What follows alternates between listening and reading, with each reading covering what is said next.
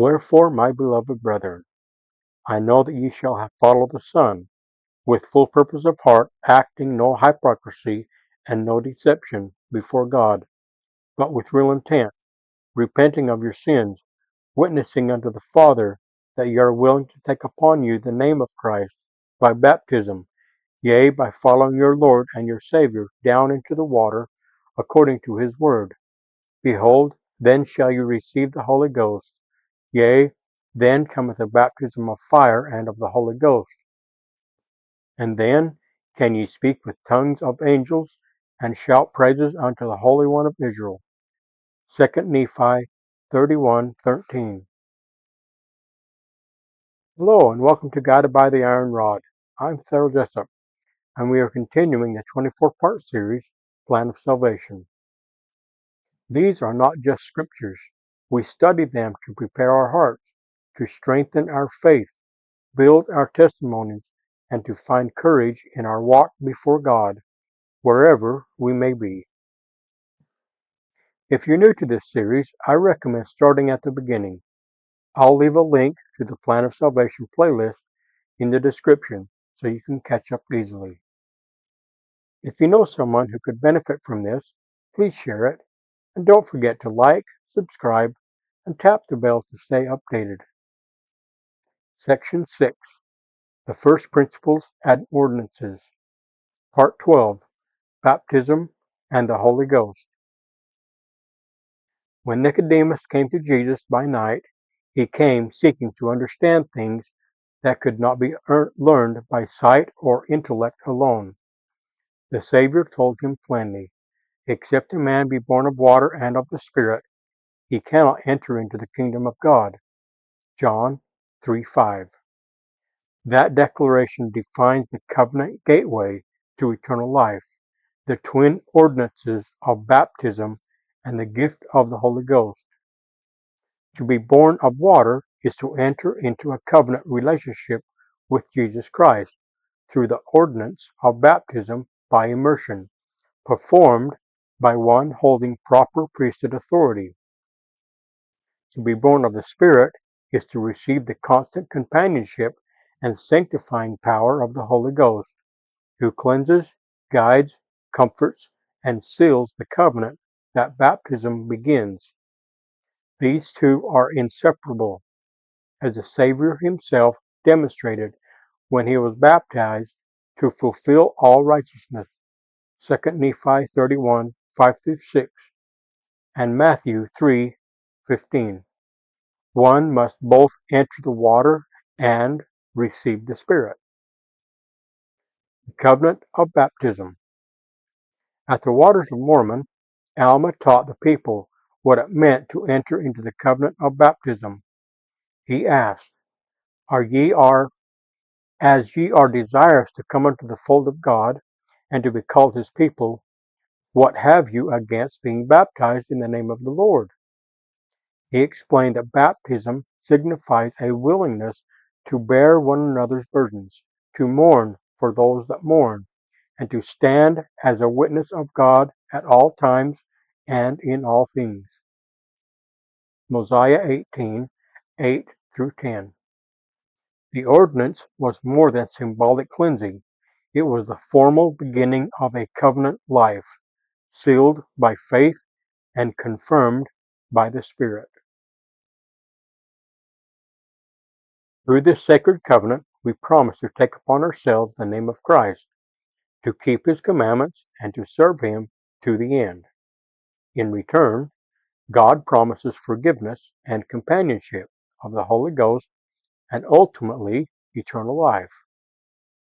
The Doctrine and Covenant teaches that those who are baptized must come with a broken heart and a contrite spirit, must witness before the church that they are truly repented, and must be willing to take upon them the name of Jesus Christ.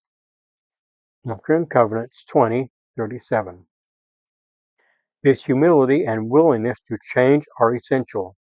The water itself does not cleanse. It is the atonement of Jesus Christ that purifies the soul, and baptism is the divinely appointed act through which that cleansing power is accessed. As Nephi declared, the gate by which ye should enter is repentance, and baptism by water, and then cometh a remission of your sins by fire and by the Holy Ghost. 2 Nephi 31:17. The gift of the Holy Ghost. When we emerge from the waters of baptism, we are clean, but not yet complete. The baptism of water must be followed by the baptism of fire and the Holy Ghost. Without it, as the Lord revealed to Nicodemus, we cannot enter the kingdom of God. John 3:5. After his own baptism, the Holy Ghost descended upon Jesus in the form of a dove. John 1:32.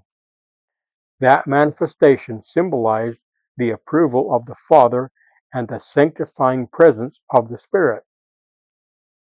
So too, when hands are laid upon our heads and the words are spoken, receive the Holy Ghost.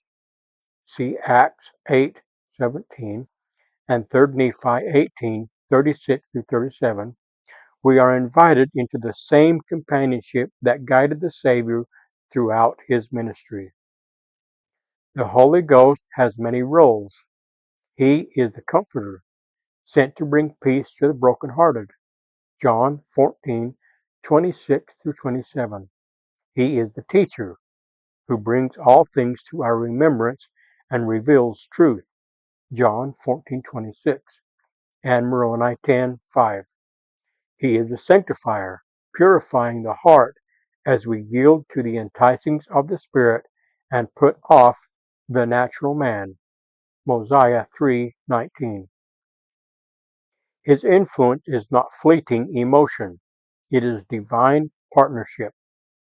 When the prophet Joseph Smith taught about the baptism of fire, he explained that it was not merely a feeling of joy, but a literal purging of sin through the Spirit's power, preparing us to dwell in God's presence. A pattern of conversion. In every true conversion, both ordinances, water and spirit, work together to change the soul. The people of King Benjamin experienced this when they cried out, "The Spirit of the Lord was wrought a mighty change in us. We have no more disposition to do evil." Mosiah 5:2. That change was the fruit of covenant faithfulness, the same transformation promised to all who come unto Christ with full purpose of heart. Modern disciples experience this pattern as well. When one sincerely repents and enters the waters of baptism, they begin to feel light replacing darkness, clarity replacing confusion. Then, through the quiet influence of the Holy Ghost, they receive strength to resist temptation, to discern truth, and to continue walking in the covenant path. It is by the Spirit that the words of Christ sink deep into the heart, and by the Spirit that sanctification continues day by day. The prophet Nephi described this lifelong process as pressing forward with a steadfastness in Christ, feasting upon the word of Christ, and enduring to the end. 2 Nephi 31:20. Baptism and the gift of the Holy Ghost are not the end. They are the beginning of discipleship, the entry point into the covenant path that leads to eternal life. The witness of the Spirit. Every faithful saint can testify that the Holy Ghost is real. He speaks peace to the troubled mind, bears witness of truth, and confirms divine things beyond the capacity of mortal reasoning.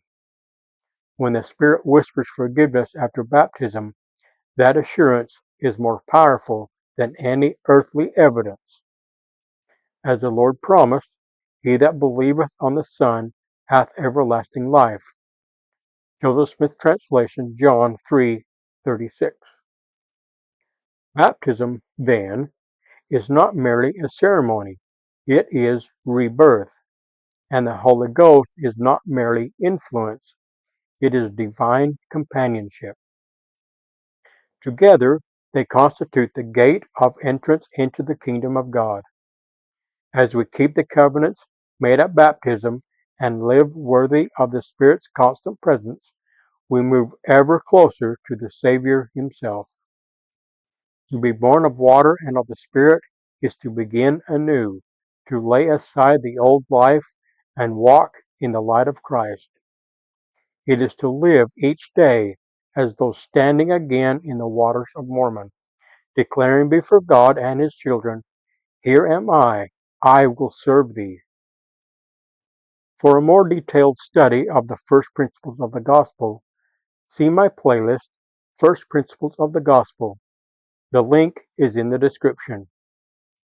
In the name of Jesus Christ, knowing I am accountable for how I use his name, amen.